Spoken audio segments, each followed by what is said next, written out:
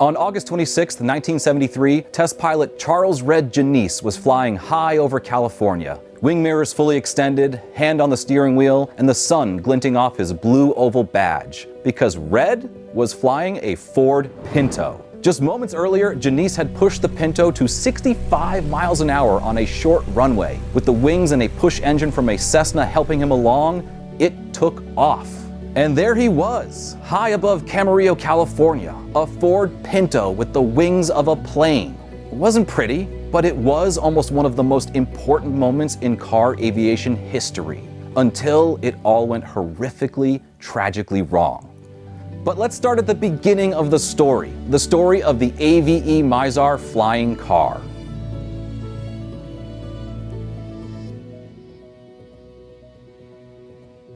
The Mizar was the brainchild of AVE, Advanced Vehicle Engineering. Based in Van Nuys, California, AVE was founded in 1971 by Henry Smolinski and Harold Blake. Their goal? Create a flying car. 'Cause why not, right? Smolinski was an aerospace engineer. He had studied at the Northrop Institute of Technology and then worked as a structural engineer for North American Aviation. His job was jet engine and aircraft design. He then joined Rocketdyne.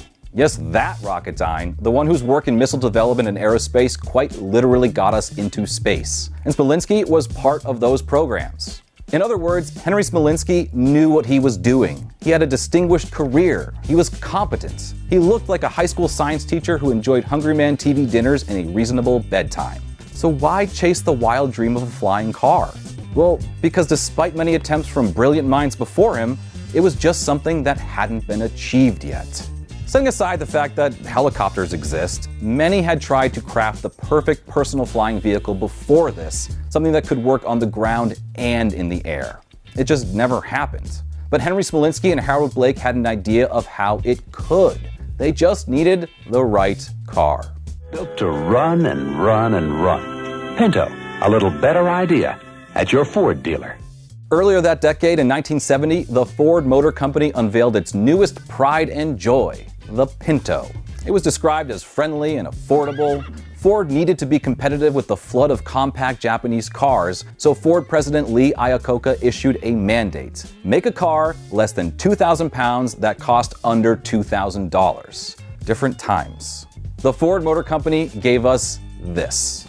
This was their answer. Apathy on four wheels. If it were a Disney character, every line of dialogue would be a sigh. And the Pinto didn't have the best reputation when it came to the road either. The design of its fuel tank meant that it would rupture if the car was rear-ended, and several publicized fiery crashes had already begun to affect Pinto sales.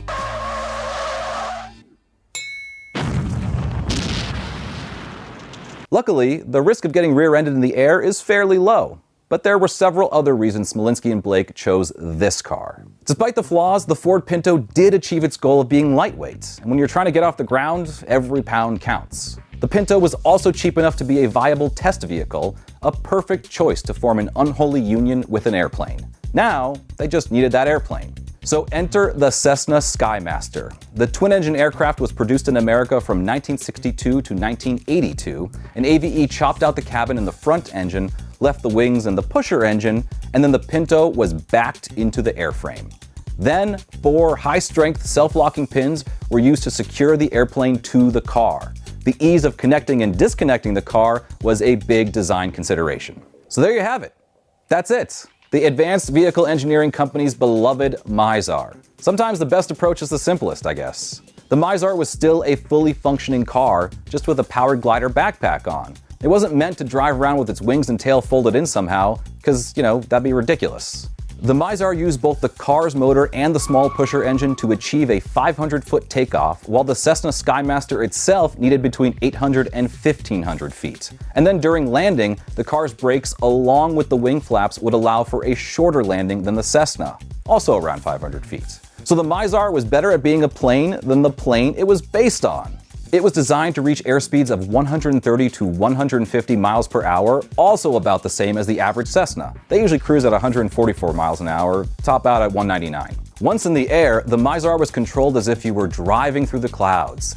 The ailerons were controlled by turning the steering wheel right or left. The elevator by pushing the wheel back and forth. The dashboard had flight instruments that would make even the most loyal Microsoft Flight Simulator fans jealous. All of the flight controls in the car were attached to the airframe with connections on the car's underside.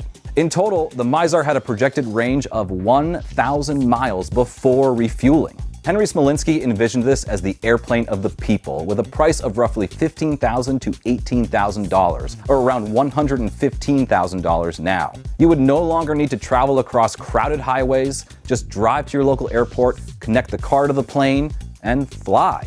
It was that simple.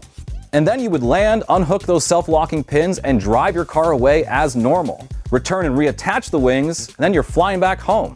At press conferences, Smolinski emphasized the focus on ease of use, bragging that it was so easy, quote, even a woman could do it alone. Yeah, he said that. He was the sexist, not us. This was 1973 after all. Women were still 1 year away from being allowed to get credit cards on their own. But back to that first test flight. Henry Smolinski and Harold Blake had achieved something great. The flying car had been invented in a way that brought flight to the masses. Now, they just needed test pilot Charles Jeanisse to land safely. Jeanisse was just a few seconds into his test flight when things went wrong.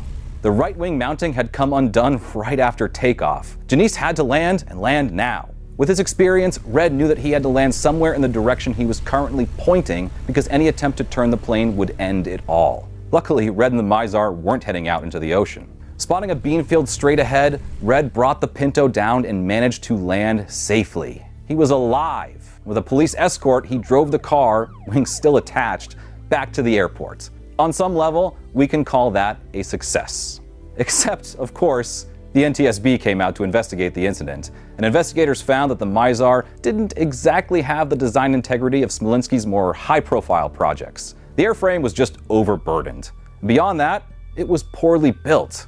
Bad welds, loose parts, common sheet metal screws were used to connect the wing struts. And even with the lightweight Pinto as the main body, it was still way too heavy. But as far as AVE was concerned, that didn't matter. Promotional footage of the test flight had already been made. That publicity train was rolling. And it was time for all of us to take to the skies, Home Depot hardware, and all. Smolinski and Blake were ready to make more prototypes. Galpin Ford in North Hills, California signed on as a distributor, and they immediately had 34 pre-orders from flight-thirsty consumers. And the Mizar even got a movie deal. Specifically, the next James Bond movie, The Man with the Golden Gun. Things were going so well that AVE couldn't let Red's little crash landing raise any eyebrows. They needed an undeniably successful test flight. That flight was scheduled for September 11th, 1973. Bad sign. And there was another problem. Good old Red Jeanisse wasn't available. He said he was busy that day.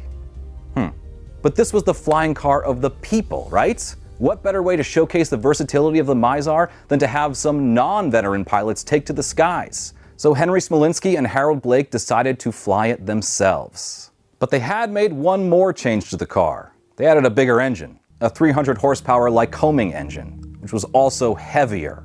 Smolinski and Blake got the craft airborne despite not signaling the airport's tower or having fixed any of the structural issues from the previous flight. Some witnesses claimed that the Mizar was in the air for more than 2 minutes. Others said it reached an altitude of 800 feet.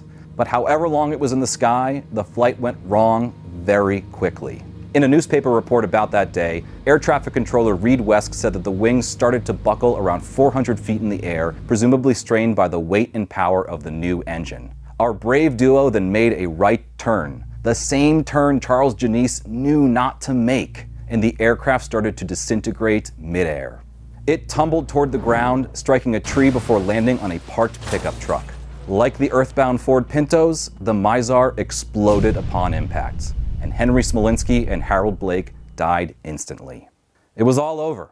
Advanced vehicle engineering, the production of the Mizar, the dream of Henry Smolinski was gone. So why did Smolinski and Blake create this flying car? They wanted to change the world. They wanted to give us all a chance to fly, improve our lives in the process. It was a big dream, and it came to a tragic end. Since then, though, the idea of flying cars or personalized aircraft hasn't exactly vanished. Concepts from startups and automakers alike are in the news more than ever. Big companies like Toyota, Mercedes, and Hyundai are all pouring hundreds of millions of dollars into developing new prototypes. Some more fully baked than others. But there's a big difference between these and the Pinto. Now we're trying to copy drones, not planes. Borrowing a phrase from the military, now companies call them VTOL aircraft, vertical takeoff and landing. And as electric powertrains have matured as a technology, it does seem more realistic to imagine today than when the Mizar took to the skies 50 years ago. Note I say more realistic. There's still one big issue standing between us and an everyday flying car. And that is that flying cars, however you define them, are a solution in search of a problem. A problem that things like helicopters have already solved. I think it's a fair assumption that the real motivation here is automakers looking to recoup their investments into battery and electric motor development however they can. So while improving infrastructure and transportation is an important goal, one that has pushed us to develop incredible machines and technologies, fact is that roads, trains, subways, walkable cities, and better vehicles will just have to do, at least for now. Maybe one day, the dream of Henry Smolinski and Harold Blake can take flight again. What do you think, though? Are flying cars total bullshit, or is there a good reason to keep pushing the boundaries and trying to make them a reality? Let us know in the comments. And as always, I'll be back in 2 weeks with the next one. Thanks for watching.